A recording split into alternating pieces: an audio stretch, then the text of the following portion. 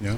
We talked back at the Fiesta Bowl, Jeff, about being a green dot, and now you get to literally be a green dot now that there's mic'd up helmets. So what's that like so far in practice, just working with that, and what you think that might allow you to do on the field? Yeah, it's been great so far. Honestly, it's really nothing new to me. Communication-wise, I think that's one of the major things in my game is being a great communicator. So I think it's just the opportunities that that the game of college football is translating to. That it's a wonderful opportunity for us to from the coach to talk to me directly from the sideline and tell me what to look for. Who else is getting a chance to do that so far?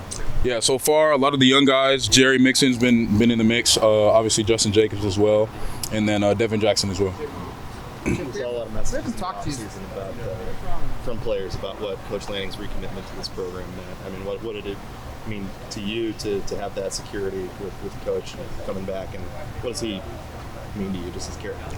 It meant the world to me, sitting in his office and having those conversations with him, during the season and then obviously in the off season, just knowing that those were real and authentic conversations. Loyalty is a big thing to me, and I'm so excited for the future with him, and excited for the future with this program.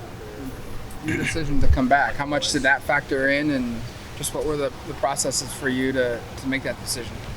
Could you repeat that again? Your decision to come back to school, how important was it for Dan's commitment? How much of a factor was that for you? And then just what were the things that you factored into your own decision to come back? Obviously some things like where I'd get drafted in the draft, looking at my tape, realizing that, some of the things I could get better at, and then also realizing that, we're going to the Big Ten, and there's opportunities in the Big Ten for me, to showcase, my talent, and then also as a team to come back and, have one last more ride with these guys like Jordan Burch, Terrence Ferguson, and little things like that. So obviously there was a lot of more factors, talking with family and a whole lot of prayer, but, little things like that is what, brought that decision for me. What are the things that you said that you could get better at, or show that the opportunities in the Big Ten? What are those things that you're looking forward to showing?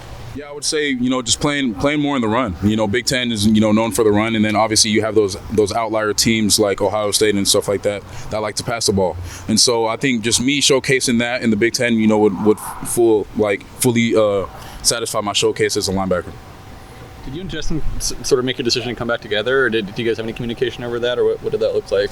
Yeah, just a little bit. It was kind of some of the things, that we could do together, being, a 1-2 punch in the Big Ten, and then also being a 1-2 punch as the best linebackers in the nation as well. So obviously we had some little things where, like I said just previously about like where we'd go in the draft and stuff like that, and sitting down in the mirror and looking in the mirror and realizing that we can do this for one more year. You know what I mean? So we had a good first year, but an elite second year would push us past the limits. I know he was a little dinged, Justin, at this point last year. What's it been like going through a full healthy offseason with him and just working towards hopefully a healthy year? It's been amazing. I mean, just having them out there by my side. Either when we're running sprints or just out there, communicating to each other. Being leaders. I think that leadership standpoint shows up a lot in the offseason. And I think that's been great for him to, be fully healthy, fully around the guys 100%. And, people are starting to realize who he is as a leader and also who he is as a person.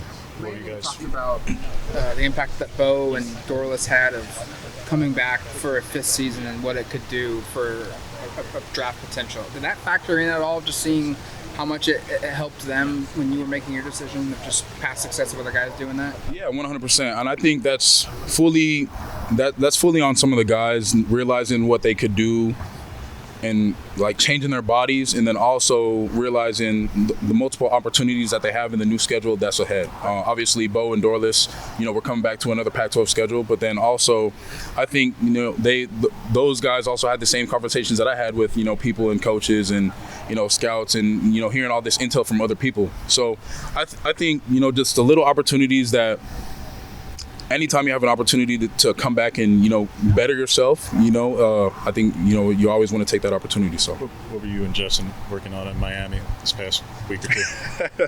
Really enjoying the Lamborghini. Yeah. What else were you? For sure. Yeah, it was a little bit, just we in our program, we call this thing POU, or in our defense, power of unit.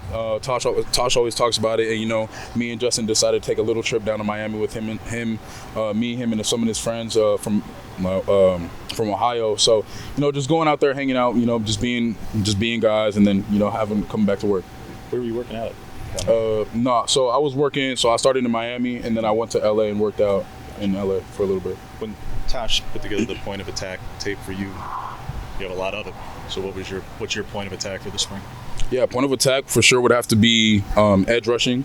I feel like right now my interior rushes are pretty good, but there's always room for improvement. So working off the edge, and then also just dominating in the run, using techniques in the run, just whether that's, maintaining my weight or just finding little techniques that I see on film that I could get better at. You're a big fashion guy. Are you on the group that's involved in the uniforms that Kenny Farr video came out? I was indeed, and we got some stuff cooking. I was indeed, yeah. What's that process like, and what are your thoughts early on the tees of the uniforms? Yeah, it was great. Just to sit down there in the room with Kenny and just seeing everything that he had planned for the year. To the little details that he does with what helmet we're gonna wear, what socks we're gonna wear with this, and it was just amazing. Just to be part of history. I know that this is gonna be a huge year with the uniforms and stuff like that. I know a lot of people are excited for it. So. Who else is in on that uniform group? What was that? Who else is in on that uniform group? It was me, Marcus Harper, which was surprising. Marcus Harper, Tez, and then Trayshawn Holden. We'll tell Marcus he said that. Yeah. What's it been like going up against Dylan and just kind of getting used to, I'm sure the ball looks a little bit different coming out of his lefty hand. So what's it been like going up against him so far this spring? Yeah, first off, I want to say, Dylan's done a great job coming into a new program. I think, his leadership role and what he's done, just from the offensive side of the ball, with filling in the shoes of Bo from last year, I think he's been doing a great job of that, first off. And then it's been great playing against him. He's a very veteran type quarterback. It obviously is different playing against a left-handed quarterback, but, got to change up some things defensively. And, I'm not used to dropping to my left as I am dropping to my right. But, it's just been great seeing him and, him progress from, off-season workouts all the way to the spring. So, thank you guys.